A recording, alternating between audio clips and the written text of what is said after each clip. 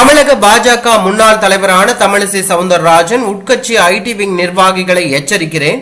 தலைவர்கள் யாராவது கருத்து சொன்னால் அவர்களை மோசமாக பேச வேண்டாம். கட்சியின் பிற தலைவர்கள் மீது தவறாக எழுதினால் ஒழுங்கு நடவடிக்கை எடுக்கப்படும் என்று தெரிவித்திருந்தார்.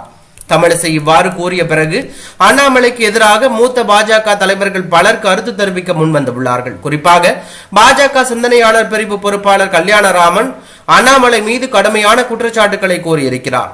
தன்னிடம் கொஞ்சமும் தார்மீகம் உள்ள எந்த மனிதனும் இந்த தோல்விக்கு ராஜினாமா செய்வார் அல்லது குறைந்தபட்சம் ராஜினாமா செய்கிறேன் என்றாவது சொல்வார். ஆனால் அண்ணாமலைக்கு நேர்மை குறைவு என்பது எனக்கு தெரியும் என கல்யாணராமன் கூறியிருந்தார். அண்ணாமலை மலிவான மனப்பான்மை கொண்டவர் என்று முதிர்ச்சியற்ற அண்ணாமலை ஆணவத்துடன் சொந்த கட்சியினருக்கு எதிராகவே சூழ்ச்சிகள் செய்து வருவதாகவும் அவர் தெரிவித்துள்ளார். மேலும் பொன் ராதாகிருஷ்ணன், ஹெச் ராஜா, சிபிஆர், தமிழிசை, எல் கணேசன் போன்றோருக்கு எங்காவது நீதி கிடைக்க வேண்டும் என்று அண்ணாமலை தலைமையிலான வார் ரூம் குண்டர்களால் அவர்கள் அனைவரும் சிறுமைப்படுத்தப்பட்டார்கள் என்றும் சாடியுள்ளார். நிலையில் சமூக வலைதளங்களில் வெளியாகியுள்ள ஒரு வீடியோ அண்ணாமலையின் ஆதரவாளர்களை அதிர்ச்சிக்கு உள்ளாக்கி இருக்கிறது.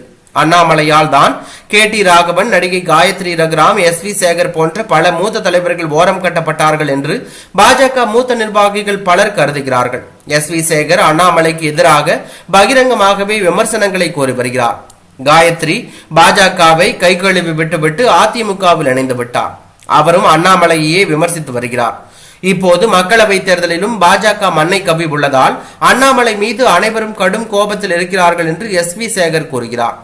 சிலர் இன்னும் உச்சகட்டத்துக்கு போய் அண்ணாமலை தோல்வி அடைந்ததை கொண்டாடி இருக்கிறார்கள். குறிப்பாக SV சேகர் வீட்டின் முன்பு பட்டாசு வெடித்து கொண்டாடி உள்ளார். அதை வீடியோ எடுத்து ட்விட்டரிலும் வெளியிட்டுள்ளார். இதனால் அண்ணாமலைக்கு ஆதரவு தெரிவித்து வருபவர்கள் என்ன செய்வது என்று தெரியாமல் வெறுப்பில் இருந்து வருவதாக தகவல் வெளியாகி உள்ளது.